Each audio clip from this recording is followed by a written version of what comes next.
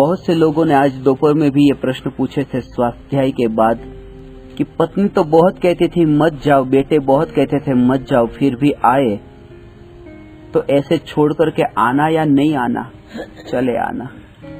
क्योंकि क्या होता है, जब तक यहाँ पर ऐसे अलग होकर उनसे विरक्त होकर नहीं आएंगे ने, उनसे छुटकर नहीं आएंगे, तब तक तो ये सुनने को भी आपको नहीं मिला, और सुनने को भी नहीं मिलेगा तो अंदर से जो सुन करके, जो अंतर में विचार करके जो वैराग्य प्रकट हो और हमेशा के लिए उन्हें छोड़ दे, वो दशा कैसे आएगी? इसलिए शुरुआत में तो भले ही हमेशा के लिए नहीं छोड़े, कह देना 4 दिन के बाद वापिस आ रहे, मगर अभी तो जाएंगे। भावना में वो रोएगी भी, वो रोएगी कि आप तो अब मेरा ध्यान नहीं रखते। सब होगा भगवान, परंतु ये अनंत की यात्रा का सवाल है, अनंत की यात्रा का सवाल है। इसीलिए बाकी तो जानवर भी जी लेते हैं अपने परिवारों के साथ में, उसमें बड़ी बात क्या है? ये है कि बस अवसर यदि मिला है तो अवसर को गवाना मत, अवसर को मत गवाना कि ये मुझे रोक रही है इसलिए मैं अब नहीं आ पाऊंगा।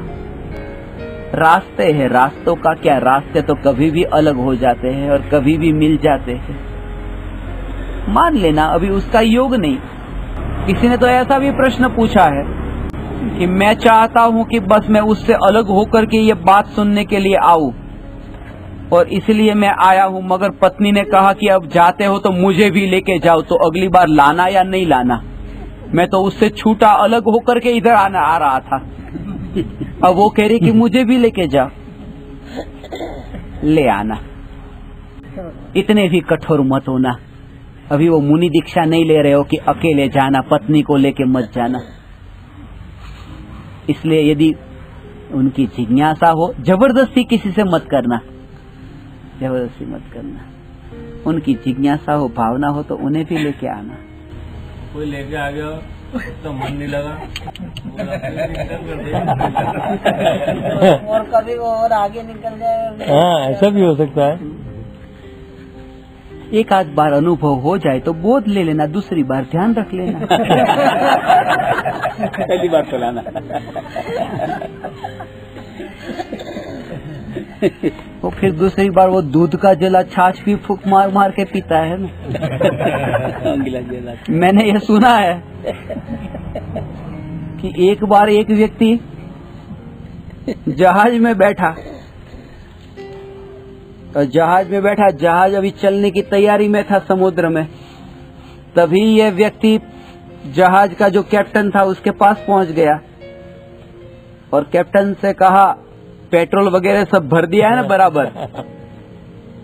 तो कैप्टन ने कहा हाँ भर दिया। आप यहाँ खड़े होकर यहाँ तक कैसे पहुंचे? बैठ जाइए आप अपनी सीट पर। अभी 2 मिनट नहीं हुई थी कि फिर दोबारा गया। इंजन तो बराबर है ना, बैठो ने आप जा करके। थोड़ी देर पर फिर खड़ा हुआ, फिर बिठाई दिया कि अब आप खड़े नहीं होंगे यहाँ से। क्यों बार बार खड़े होते? तो उस व्यक्ति ने कहा पूछ लेना अच्छा है, फिर बीच रास्ते में ही वो जहाज खराब हो और आप कहे कि चलो धक्का लगाओ। उसका कारण ये था कि वो व्यक्ति आज तक ऐसी ही बस में बैठा था कि हर बार धक्का लगाना पड़े।